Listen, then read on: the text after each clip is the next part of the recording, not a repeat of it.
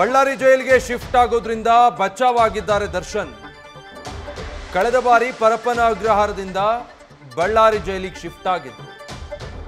ಈ ಬಾರಿಯೂ ಬಳ್ಳಾರಿ ಜೈಲಿಗೆ ಸ್ಥಳಾಂತರಕ್ಕೆ ಕೋರಿ ಅರ್ಜಿ ಹಾಕಲಾಗಿತ್ತು. ಅರ್ಜಿಯ ವಿಚಾರಣೆಯನ್ನ 64ನೇ ಸಿಸಿಎಚ್ ನ್ಯಾಯಾಲಯ ನಡೆಸಿತ್ತು. ವಿಚಾರಣೆ ನಡೆಸಿ ಅರ್ಜಿಯನ್ನ ವಜಾಗೊಳಿಸಿದೆ ಸದ್ಯ ನ್ಯಾಯಾಲಯ.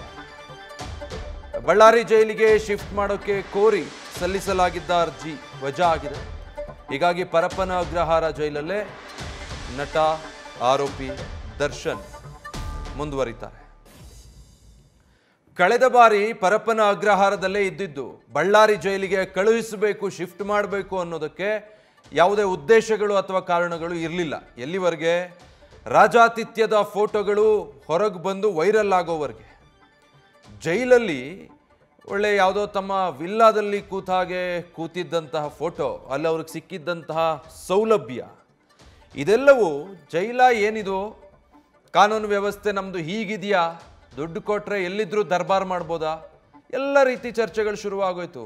ಸಾರ್ವಜನಿಕ ವಲಯದಲ್ಲಿ, ಸೋಷಿಯಲ್ ಮೀಡಿಯಾಗಳಲ್ಲಿ, ಮಾಧ್ಯಮಗಳಲ್ಲಿ ಇದಕ್ಕೆ ಸಂಬಂಧಪಟ್ಟ ಹಾಗೆ ದೊಡ್ಡದಾಗಿ ಚರ್ಚೆ ಆಯಿತು, ಪ್ರಶ್ನೆಗಳಿದ್ವು. ಅದಾಗಬೇಕು ಕೂಡ. ಯಾಕಂದರೆ ವಿಚಾರಣಾಧೀನ ಕೈದಿಯಾಗಿ ಜೈಲಿಗೆ ಹೋದವರಿಗೆ ಅಂಥ VIP ಟ್ರೀಟ್ಮೆಂಟ್ ಸಿಕ್ಕಿದ್ರೆ ಯಾರಿಗಾದರೂ ಮನ ಪರಿವರ್ತನೆ ಆಗೋದು, ಪಶ್ಚಾತ್ತಾಪ ಆಗೋದು ಸಾಧ್ಯನೇ ಇಲ್ಲ.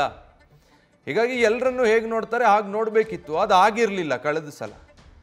ಇದು ತೀವ್ರ ಚರ್ಚೆ ಕಾರಣ ಆಯಿತು. ಸರ್ಕಾರ ಕೂಡ ಮುಜುಗರಕ್ಕೀಡಾಗಿತ್ತು ಆ ಪ್ರಕರಣದಿಂದ. ರಾಜ್ಯ ಸರ್ಕಾರ ಅಂತಿಮವಾಗಿ ಇದೆಲ್ಲವನ್ನು ಪರಿಗಣಿಸಿ ಎಲ್ಲ ಆರೋಪಿಗಳನ್ನು ಬೇರೆ ಬೇರೆ ಜೈಲುಗಳಿಗೆ ಶಿಫ್ಟ್ ಮಾಡಿಬಿಟ್ರು. ಅದರ ಪೈಕಿ ದರ್ಶನ್ರನ್ನ ಬಳ್ಳಾರಿ ಜೈಲಿಗೆ ಕಳಿಸಿದ್ದು.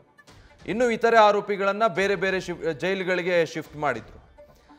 ಆ ನಂತರದಲ್ಲಿ ದರ್ಶನ್ ಏಕೈಕ ಆರೋಪಿ ಬಳ್ಳಾರಿ ಜೈಲಿಗೆ ಹಾಕಿದ್ದು. ಅಲ್ಲೇ ಬಹಳಷ್ಟು ದಿನ ಕಳೆದ್ರು. ಅದಾದಮೇಲೆ ಜಾಮೀನು ಸಿಕ್ಕಿತ್ತು. ಈಗ ಅದು ರದ್ದಾಗಿದ್ರಿಂದ ಮತ್ತೆ ಪರಪ್ಪನ ಅಗ್ರಹಾರಕ್ಕೆ ಬಂದಿದ್ರು. ನ್ಯೂಸ್ ಫಸ್ಟ್ ನಿರ್ಭೀತಿಯಿಂದ ನಿಮ್ಮ ಪರವಾಗಿ.